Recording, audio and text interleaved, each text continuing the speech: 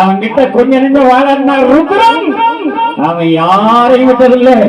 ஒரே சுடக்கில 400 வீடுகள் ஒரே நாளைக்கு நாட்டில் உள்ளே போனதே. நல்லவன் இல்லையா, சாமி கும்பிடுறவன் இல்லையா? அப்ப இறைவன் எங்கே போனா? இந்த கடவுளுக்கு கண்டு தெரியான்னு சொன்னமே, சுனாமியில 2 லட்சம் மக்கள் காவு கொண்டது. எங்க போகுது இறைவன்? கடவுளுக்கு இரக்கம், பாசம், நேசம் அதெல்லாம் அங்க இருக்கு இங்க இருக்குன்னு சொல்லுவான்.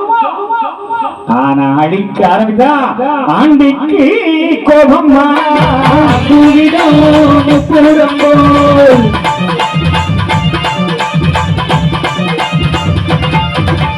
அதனால இறைவன்கிட்ட நீ அன்பை போடு.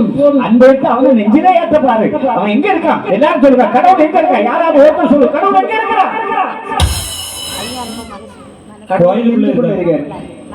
எங்க இருக்கான்? கோயிலுக்குள்ள இருக்காரு. அப்ப என்கிட்ட இல்லையா? 10க்கு 10 வீடு கட்டி பெட்டு போட்டு இவ்வளவு இடத்துல மெத்த போட்டு ஏசி போட்டு அப்பமும் சொல்லுவாங்க தூக்கமே வரல. ஆனா இங்க நம்ம 10க்கு 10 ரூமுக்குள்ள வச்சு பூட்டிட்டு போயிடுவோம். ஏசி ஒண்ணு இல்லை, என்ன ஆகாது. சூட்ல இருந்து வந்து போக மாட்டாங்க. புத்தி எங்க போகுது யோசிச்சு பாரு. அப்பா எங்க இருக்கிறான்? உனக்கு உள்ளே இருந்து ஒருவன் கொடுக்கிறான். அதுக்கு நான் உடலை